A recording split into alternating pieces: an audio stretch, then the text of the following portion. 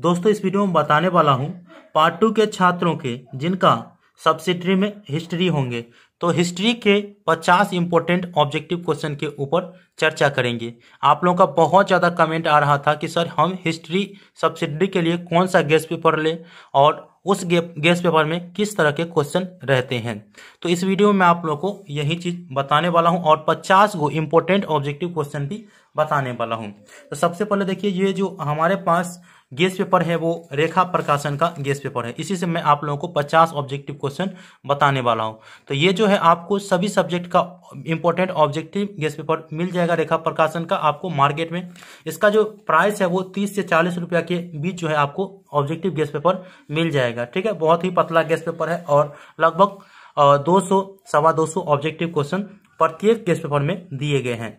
तो इसमें मैं 50 ऑब्जेक्टिव क्वेश्चन के ऊपर चर्चा करेंगे। ठीक है, आपको अगर लेना है ना तो आप अपने नज़दीकी मार्केट में जा करके रेखा प्रकाशन का जो ऑब्जेक्टिव गेस्ट पेपर है वो आप ले सकते हैं।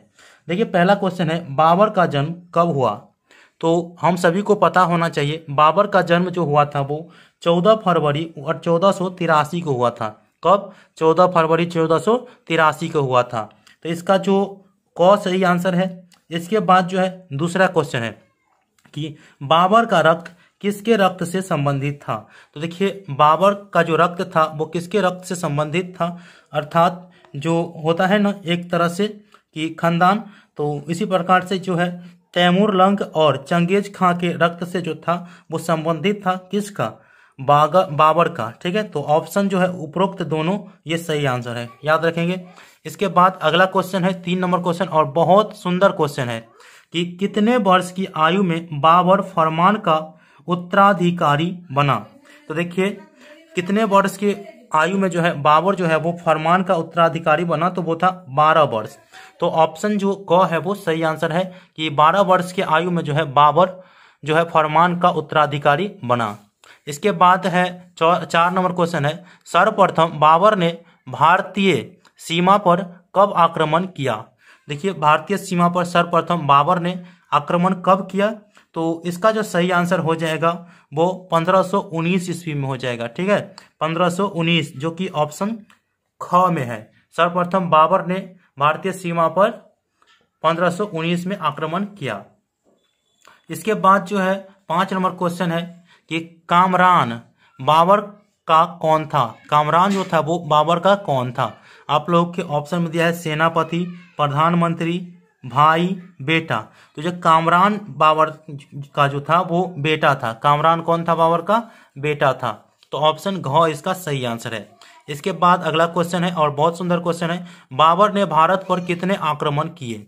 ऑप्शन में है 2, 3, 4, 5, 6।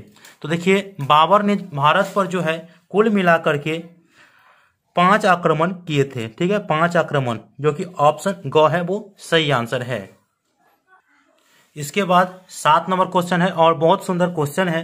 यहाँ पे है खानवा का युद्ध किनके बीच हुआ? जो खानवा का युद्ध हुआ था वो किनके बीच हुआ था? तो आप लोग यहाँ पे इसका उत्तर भी देख सकते हैं कि ख नंबर में है।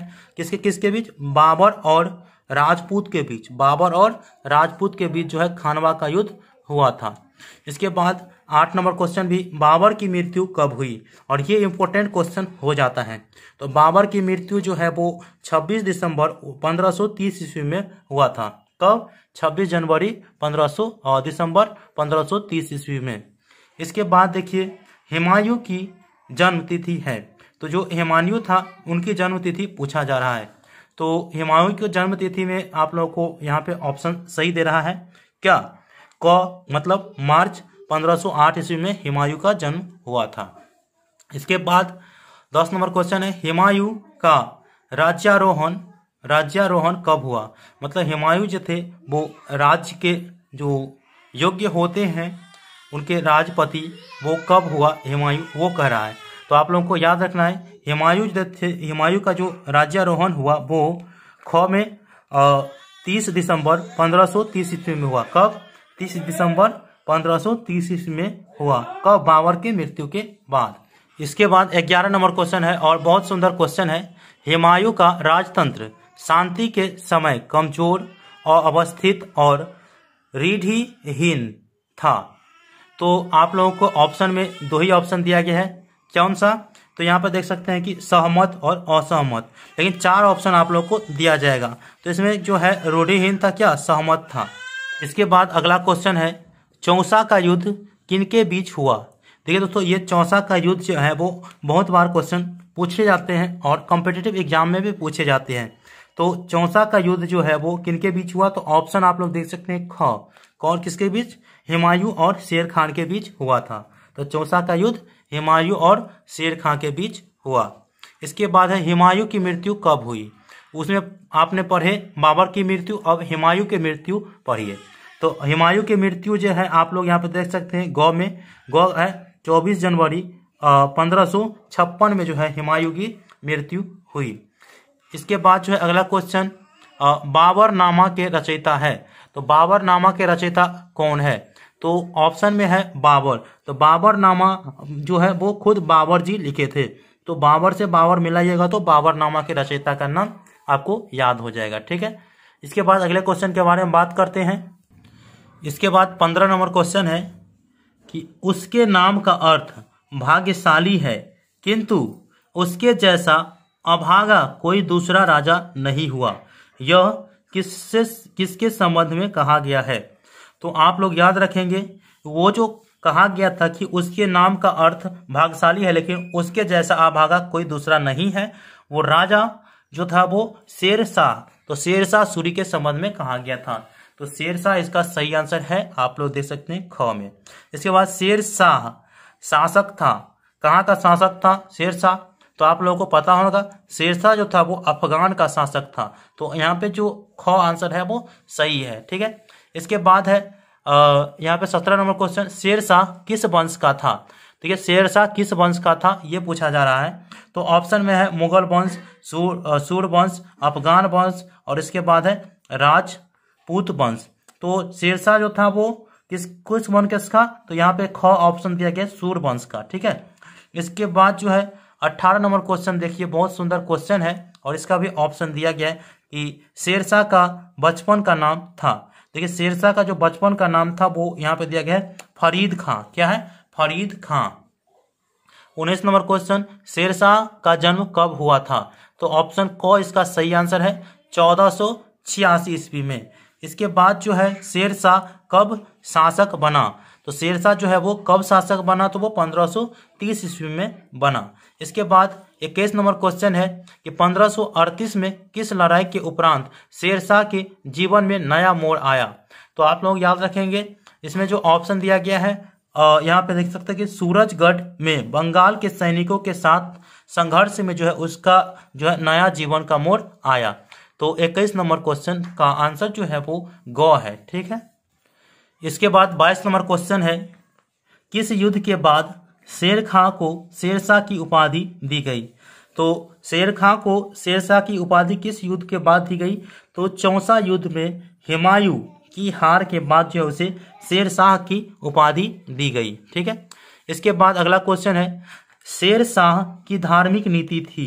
तो शेरशाह जो थी उसकी धार्मिक नीति थी उदार। क्या थी? उदार। इसके बाद जो है 24 नंबर क्वेश्चन है, शेरशाह ने जन कल्याण के लिए के आधार पर भारतीय राज्य की स्थापना की। देखिए, शेरशाह ने जन कल्याण के लिए जो है भारतीय राज्य की स्थापना की, वो सहमत से। क्या? सहमत इसका सही आंसर होगा। इसके बाद जो है शेरशाह से छीनकर हुमायूं ने पुनः मुगल शासन की स्थापना कब की? तो हुमायूं ने शेरशाह से राज्य छीन लिया, फिर जीत लिया और जीतने के बाद जो है उन्होंने मुगल शासन की स्थापना की। वो 23 जुलाई 1555 को। कितना? 23 जुलाई 1555 को। इसके बाद है बहुत सुंदर क्वेश्चन, अकबर किसका पुत्र था? और ये हम लोगों में भी आमतौर पर पूछे जाते हैं कि अकबर किसका पुत्र था? तो अकबर जो था वो हुमायूं का पुत्र था। ऑप्शन ख इसका सही आंसर है। इसके बाद जो है 27 नंबर क्वेश्चन है, अकबर का जन्म कब हुआ था? तो सभी के जन्मों के बारे में पढ़े, तो अब अकबर के बारे में पढ़िए, क्योंकि अकबर एक ऐसा राजा था जिनके राज्य में शांति ही शांति रहा करते थे। वो शांत किस्म के राजा थे, अच्छे राजा थे। ठीक है, तो यहाँ पे क में है 15 अक्टूबर 1542। तो अकबर का जन्म 15 अक्टूबर 1542 में हुआ। इसके बाद अगला क्वेश्चन के बारे में बात कर लेते हैं। 28 नंबर क्वेश्चन है कि 1000 दुआओं वाला बच्चा किसे कहा जाता है। तो 1000 दुआओं वाला बच्चा किसे कहा जाता है, तो अकबर को कहा जाता है। और मैंने भी बताया कि अकबर बहुत अच्छे राजे थे। इसके बाद है 29 नंबर क्वेश्चन, अकबर की मृत्यु कब हुई। भाई जिंदगी दिया है तो मृत्यु भी होगा ना। तो अकबर की मृत्यु 1605 में हुआ। 1605 घ में है, इसका सही आंसर है। ठीक है, इसके बाद अगले क्वेश्चन के बारे में बात करते हैं। अगला क्वेश्चन है जहांगीर का राज्यारोहण कब हुआ। देखिए जहांगीर का राज्यारोहण कब हुआ, तो इसमें ऑप्शन क दिया गया है 12 अक्टूबर 1605 ईस्वी में। ठीक है, इसके बाद 31 नंबर क्वेश्चन है कि तुझू के जहांगीरी किसने लिखी।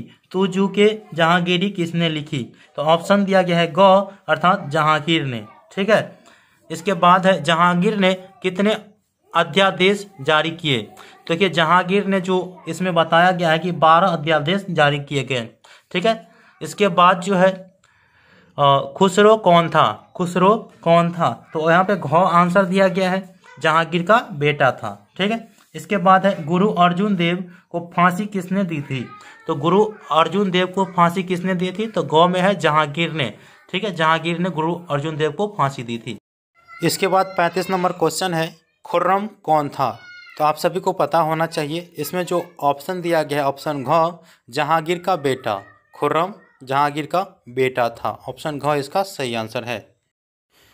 इसके बाद 36 नंबर क्वेश्चन है और बहुत सुंदर क्वेश्चन है, शाहजहां कौन था। तो इसमें ऑप्शन जो सही आंसर दिया है वो ग दिया है, जहांगीर का बेटा। तो शाहजहां जहांगीर का बेटा था। इसके बाद 37 नंबर क्वेश्चन है, जहांगीर का चरित्र और व्यक्तित्व विरोधाभास का प्रतीक था। तो इस बात से आप सहमत है या असहमत है, तो यहाँ पे इसके बाद 38 नंबर क्वेश्चन है, जहांगीर की विशेषता थी। देखिए जहांगीर की विशेषता थी वो सभी विशेषता थी, जैसे न्यायप्रिय था, वो नूरजहां के प्रति स्नेह था उसका, अकबर के लिए क्या था, असीम भक्त था। ठीक है, तो इसका सही आंसर हो जाएगा ऑप्शन घ उपरोक्त सभी। इसके बाद है 39 नंबर क्वेश्चन, शाहजहां का बचपन का नाम क्या था। तो इसका सही आंसर होगा शाहजहां का बचपन का नाम खुर्रम था, जो कि क में है। तो खुर्रम इसका सही आंसर होगा क। इसके बाद 40 नंबर क्वेश्चन है, शाहजहां कब गद्दी पर बैठा। सब अपने अपने गद्दी पर युद्ध जीतने के बाद बैठते हैं, उसी प्रकार से शाहजहां ने 4 फरवरी 1628 को गद्दी पर बैठा। 41 नंबर क्वेश्चन है, औरंगजेब कब बादशाह बना। तो औरंगजेब जो थे वो 1658 में बादशाह बना। 42 नंबर क्वेश्चन है, शिवाजी के गुरु का नाम था। तो शिवाजी के गुरु का नाम जो था वो ऑप्शन ग है। ग में जो देख रहे हैं आप लोग रामदास, वो सही आंसर है। इसके बाद 43 नंबर क्वेश्चन है, शिवाजी के पिता का नाम था। देखिए शिवाजी के पिता का नाम जो था वो राजा राम था। ठीक है, इसके बाद 44 नंबर क्वेश्चन और बहुत सुंदर क्वेश्चन है कि शिवाजी की माता का नाम था। तो शिवाजी के माता के नाम जीजाबाई था, ऑप्शन क। इसके बाद 45 नंबर क्वेश्चन है, शिवाजी का पहला राज्याभिषेक कब हुआ। तो वो 16 जून 1674 को हुआ। इसके बाद 46 नंबर क्वेश्चन और बहुत ही इम्पोर्टेंट क्वेश्चन है कि संभाजी शिवाजी के कौन थे। तो वो उनके पुत्र थे, संभाजी शिवाजी के पुत्र थे। 47 नंबर क्वेश्चन है, बाबर के आक्रमण के समय दिल्ली का सुल्तान कौन था। तो बाबर के आक्रमण के समय दिल्ली का सुल्तान इब्राहिम लोदी था। तो ऑप्शन क इसका सही आंसर है। इसके बाद 48 नंबर क्वेश्चन है और बहुत सुंदर क्वेश्चन है, बाबर ने पानीपत का युद्ध किसके विरुद्ध लड़ा था। हम सभी को पता होना चाहिए, बाबर ने पानीपत का युद्ध इब्राहिम लोदी के विरुद्ध लड़ा था। ऑप्शन ग इसका सही आंसर है। इसके बाद 49 नंबर क्वेश्चन है, मुगल वंश का संस्थापक कौन था। देखिए मुगल वंश का संस्थापक जो था वो बाबर था, जो कि ऑप्शन ख में है। इसके बाद अगला क्वेश्चन है 50 नंबर क्वेश्चन और लास्ट क्वेश्चन है कि भारत में मुगल साम्राज्य की स्थापना कब हुई। तो भारत में मुगल साम्राज्य की स्थापना 1526 में हुई, जो कि ऑप्शन ग है। तो आई होप कि आप लोगों को 50 जो लेखा प्रकाशन के ऑब्जेक्टिव है वो मैंने बता दी है। इसके बाद बहुत सारे ऑब्जेक्टिव है जो कि आप लोग यहाँ पे देख सकते हैं, लगभग 300। ये जो है हिस्ट्री, तो हिस्ट्री में ज़्यादा क्वेश्चन रहता ही है, तो देख सकते हैं 411 क्वेश्चन है हिस्ट्री का, ये पार्ट 2 का है, ठीक है। तो आपको अपने बुक स्टोर से ले लेना है, देख सकते हैं पार्ट 2 हिस्ट्री, तो आप लोग अपने बुक स्टोर से ले लीजिएगा, क्योंकि मैंने आप लोगों को ये इसका जो है थोड़ा सैंपल दिखाया कि किस तरह से क्वेश्चन है, ठीक है। तो मिलते हैं अगले वीडियो में, तब तक के लिए धन्यवाद।